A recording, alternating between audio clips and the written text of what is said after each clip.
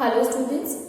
So in the previous class we were talking about that of the what are the different impacts of the rainwater. It means what will happen if the amount of rainwater will be more, means the rainfall occur will be more, or what will happen if less rainfall will occur. So you see students, we discussed that if the amount of water, if the amount of rainfall will be more student, it will cause flood, and if there will be no rainfall, it will cause drought. And you know that in both the cases, these both are not a good situation for all the living organisms. When we talk about the flood students, so we studied that flood is water when the amount of the rainfall will be more as compared to the normal one. Then what will happen? The amount of water will be more, and this will cause a loss of life. This will cause the loss of property. Waterlogged will occur in the roads, which makes the inconvenience, which causes accident to the people. Okay, and as well as it will be not good for the animals also who are living in the forest. Because what will happen, this fast flowing water will take away the animals also. Okay, so loss of life, loss of property will occur, as well as shortage of the food will also occur. Student, you see the crops, it will get destroyed. Okay, so because the crops, they need water up to a certain level. If the amount of water will be more, then the pores of the soil will get locked with that of the water, so there will be no oxygen, so no respiration will occur in the plants also, students, remember. So because of that, you can say that the root will not able to respire, so it will cause the death of the plant. Okay, so lot of the plant, lot of the crops will get destroyed. Okay, because all the crops, they need a certain level of the water. If the level is more, it will going to destroy the crop yield. As well as we discuss a very important thing, and that is the animals who are living inside the soil, students. So inside the soil, you know that soil is porous. Porous, it means it is having pores in it. It is having holes in it. Okay, these pores are basically consisting of oxygen in it, right? So oxygen, so all the organisms which is present in the soil, they take up the oxygen from these pores. Okay, so they take up the oxygen from these pores. It means they survive because of the oxygen which is present in the pores. Now what will happen if suppose a heavy rainfall occur, so the water will goes to the pores also, means it will take the place of the oxygen which is present in the pores, and thus no oxygen will be available for the living organism living inside the soil. Ultimately what will happen? They will also die. So you see student, heavy rainfall is not good for all the living organisms. It will cause the death of the crop, it will cause the death of all the living organisms, including the human being and the man, including the human being and that of the animals, as well as it will lead to loss of the property. Later on we discuss, okay, if a heavy rainfall occurs, it will cause a lot of an issue, lot of a problem to the living organism. What will happen if the rainfall occur in a very less amount? Okay, so in that case also the amount of the water available on the ground, it will be very less, and it will cause a lot of problem to all the living organism. So the first thing, the source of water, that will be the source of water which includes the water body, students, like that of the lake or the ponds or the rivers. The level of these water bodies will get less. Why is it so, student? Because the rainfall, it is a part of the process of the water cycle, student. So whatever the water is lost due to evaporation or transpiration will get fulfilled by that of the rainfall. Okay, so rainfall help in maintaining the water level in the water bodies, including the river, lakes and the ponds.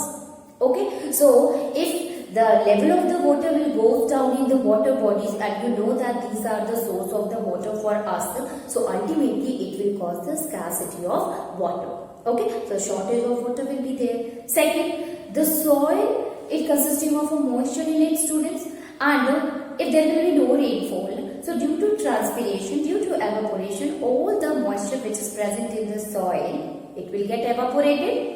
Okay, so moisture or the water which is present in the soil will get evaporated in the form of water vapor, right? So soil, it become dry, it become patchy, okay, and due to which it will be not able to give the sufficient amount of moisture, sufficient amount of water to the crops, because plants, they also take the water from the roots, and roots is present where? In the soil, inside the soil. So they take up the moisture, they take up the water from the soil, and by that they give that water to the stem, to the leaves, where the process of photosynthesis takes place.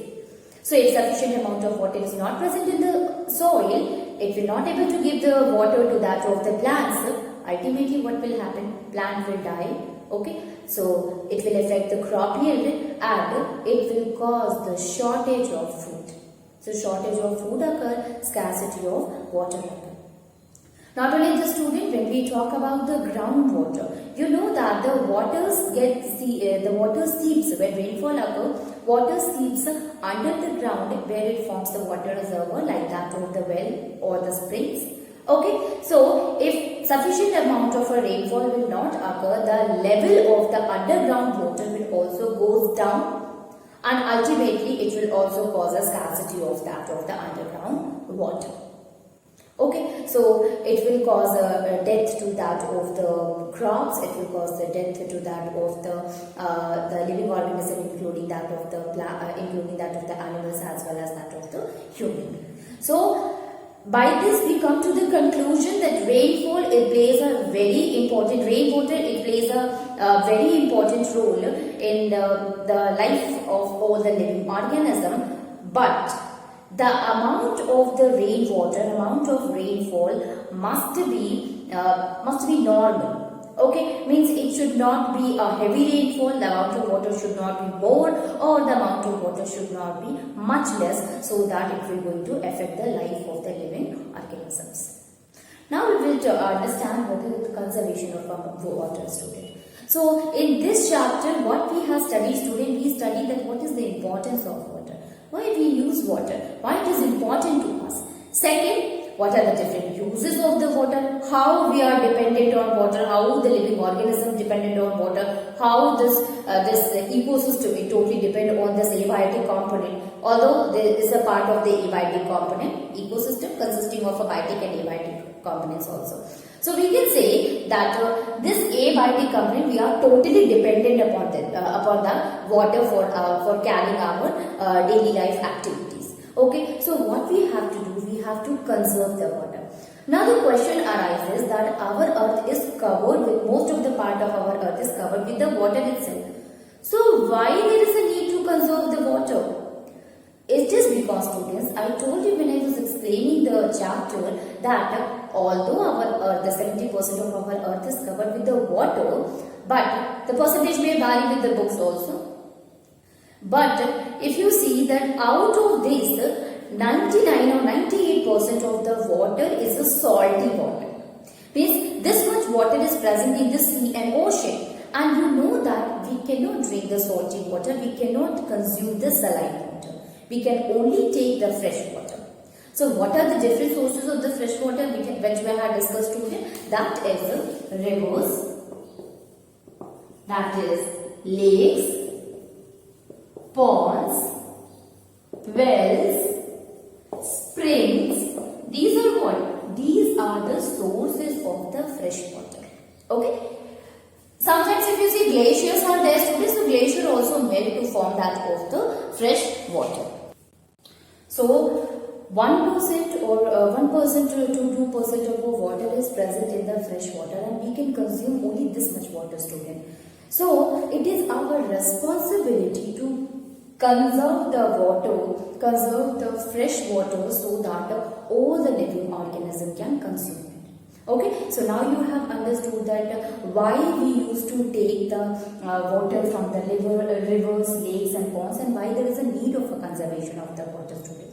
It is because although the earth is covered with most of the portion by water, but the most of the water, it is present in that of the sea water or that of the ocean, and that water we cannot drink it. Okay, we cannot take the saline water, we cannot take the marine water. Okay, saline and marine both are the same thing. It means the water consisting of a salt in it, that is the saline water. Okay students, so by this we come to a conclusion that since the fresh water, amount of a fresh water on the earth is very less, so we have to conserve this water which is present in the river, in the lakes, in the pond, well, spring.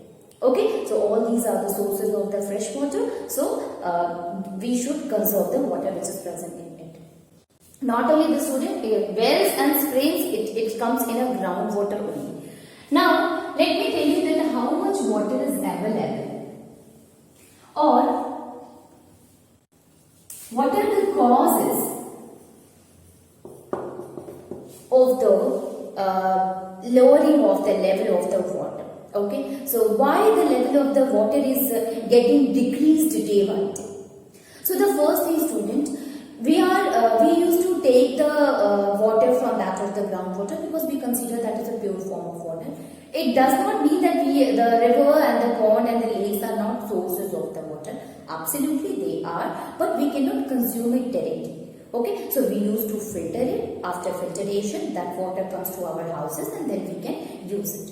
Okay, so if we talk about that of the groundwater, student, if we consume the ground, because you know that groundwater we can consume it directly, there is no need of such purification and all. So consumption of the groundwater as compared to the other water sources is much higher. Okay, so we can say that if the consumption is up to a level, then yes, the water level will remain constant, or it will remain this much that we can use it properly. But if we use the water a lot, or we can say the exploitation or overuse of the water will occur of that of the groundwater, ultimately what will happen? The level of the groundwater will get decreased. Try to understand it, students. If suppose the level of water is this much and you are using it continuously, okay, so what will happen? Ultimately what will happen? It will go to the level of the water will start decreasing. Okay, so if you are using it for a purpose, that is okay, but if you are overusing it, if more people are using it, so ultimately the level of the groundwater get decreases. So the first cause is, you see, that level of the groundwater is decreasing.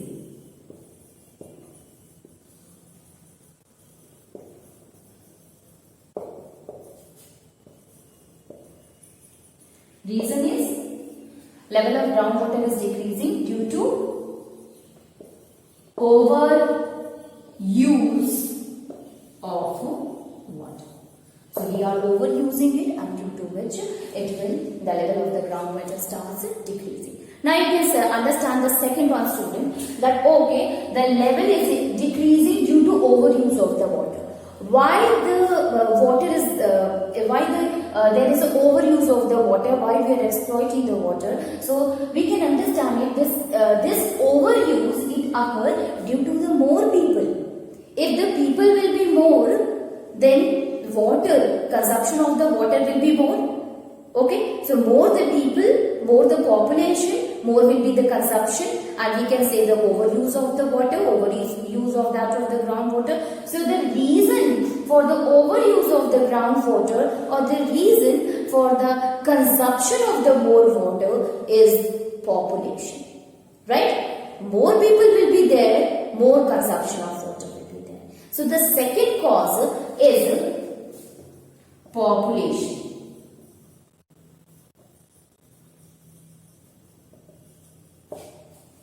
Okay, so we can write it.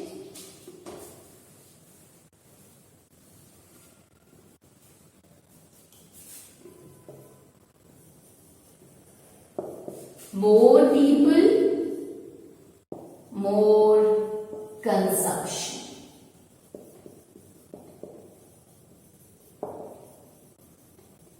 Okay, so we can say that population is a very important factor. We can say it is an important factor which causes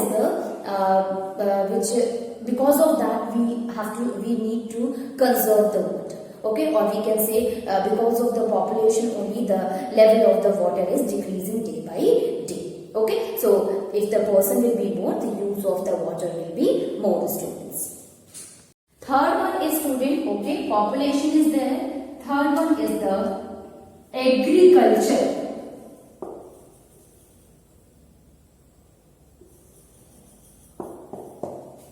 Agriculture. So water is not used for the drinking purpose for other uses also, but you see that for the crop yield, for the irrigation purpose, we use a lot of water. Okay, so in agriculture also we use the water. Okay, so this is the third point in which we can say that for irrigation purpose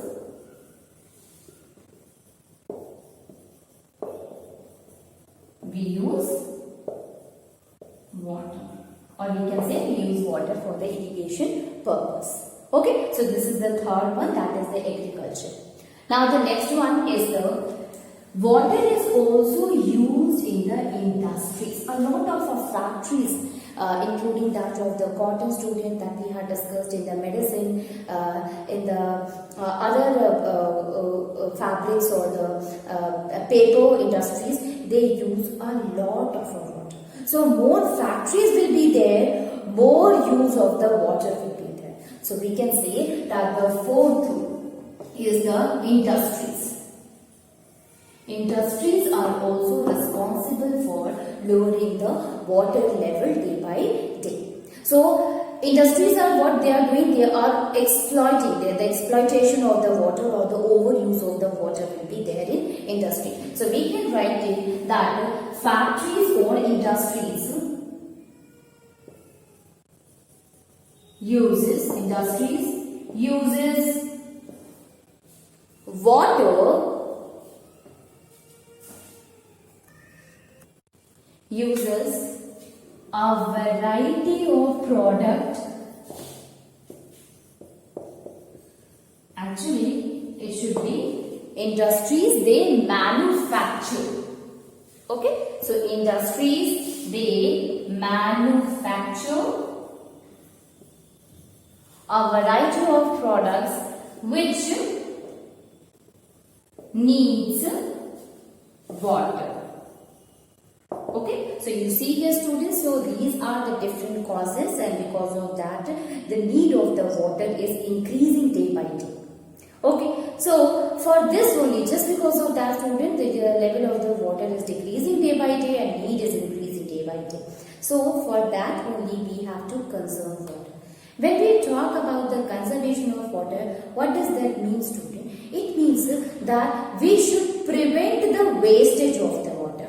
We should use the water in a proper way, as well as we should prevent the wastage of the water. That is the conservation of water. We will see, students, that what are the different methods by which, or what are the different ways, various ways that we can do our home itself for the conservation of the water. So how can we prevent the wastage of the water, and how can we how can we use the water in a proper way, in a proper manner?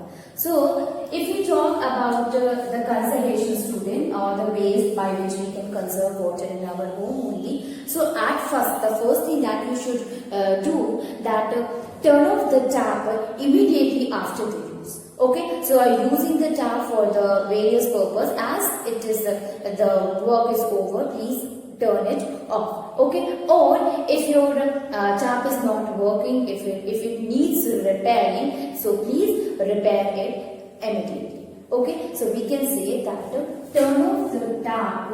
This is the first way by which we can conserve the water in our home itself, student. Turn off the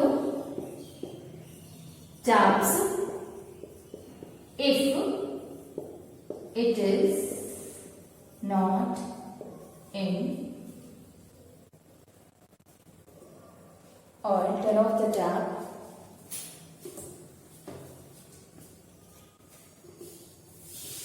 immediately after using, or after using. Okay, if there is need of repairing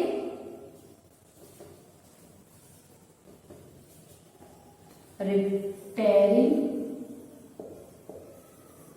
of tap, repair it.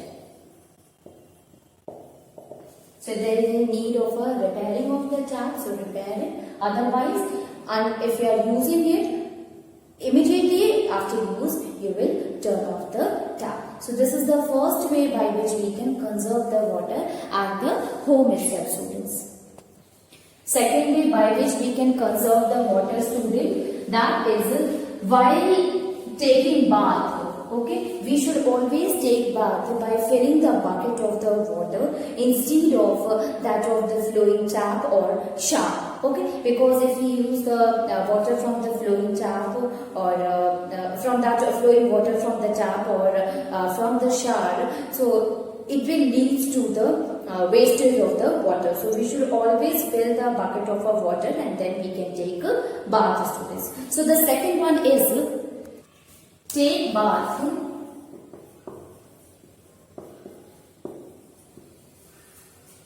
by filling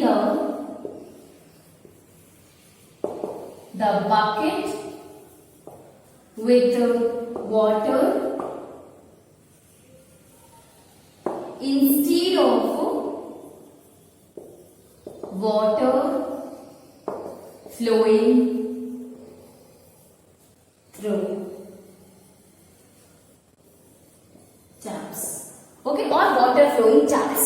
Okay, so instead of water flowing through taps or water flowing taps, students. Okay, so we can understand it that we should not take bath by that of the flowing taps or shower, because it will leads to wastage of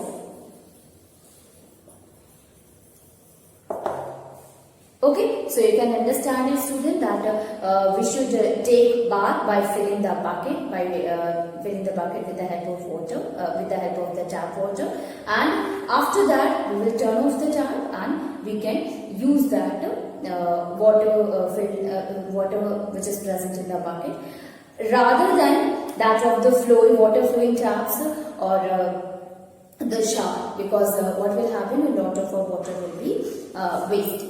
Okay, so we should conserve it by this method. Then the third one is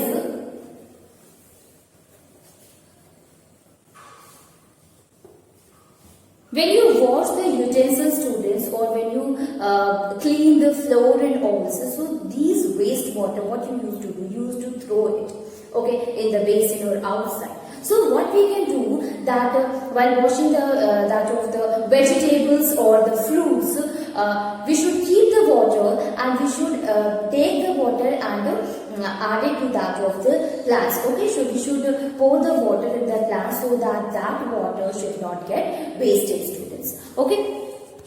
So we should use the water from by washing that of the rice or the vegetables or that of the fruits for watering the plants. Okay, so we should not waste that water. We should not throw that water outside, but we use that water and we should water we should use that water for watering the plants. Okay, so we can write it, that is use of water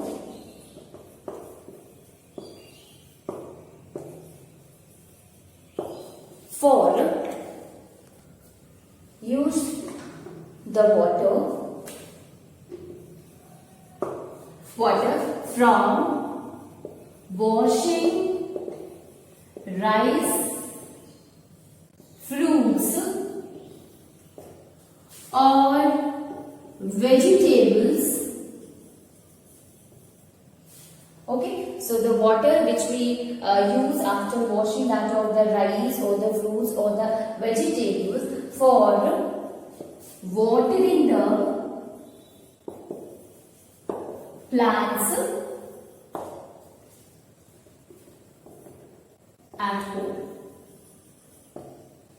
Okay, so we should use the water which we get it after washing the fruits and the vegetables, and we should water that. We should take that water and use it in that of the plants. Okay, so for watering the plant, we can use that of the waste water. Also, student, we should, while washing that of the utensils, we should not wash it by that of the running water which is coming from that of the tap, but instead of that, again we can fill the basin, or we can fill the bucket, and that stored water we can use for washing the utensils also, students. So fourth one is, we should wash the utensils by filling the basin with the water, not under the running water. Running water, it means the water which is coming from that of the running tap water, you can write. Okay, from the running tap water or from running tap. Okay, so running taps. Okay, so we should wash the utensils by filling the basin, or we can take a bucket, whatever is necessary. Okay, so we will take the water, we will store the water, and then we can use that water to for cleaning, for washing the utensils, instead of washing the utensils under that of the running tap. Okay, because it will lead to the wastage of water. Last but not the least, for student, that is, do not use full flush from the cistern. Let me write the spelling again. Cistern in the toilets when a half flush is sufficient. Okay, student. So we should not use the full flush from the cisterns. Cisterns, you know that which is present in the toilet, that is used for flush.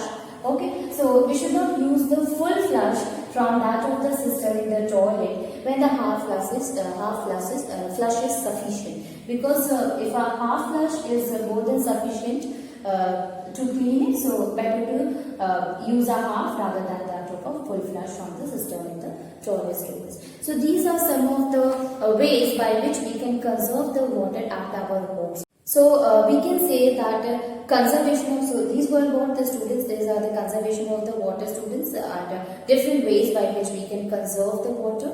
Okay, and although other examples can be, other ways will be there to conserve the water, including if suppose we are cleaning the clothes, or if we are cleaning the floor, we can wipe it with clothes rather than throwing a full bucket of water on the floor, because it will lead to the wastage of the water. Okay, so there can be many points related to that of the conservation of the water. But this much is more than sufficient to understand that these are the different ways by which you can conserve the water at your home itself, students.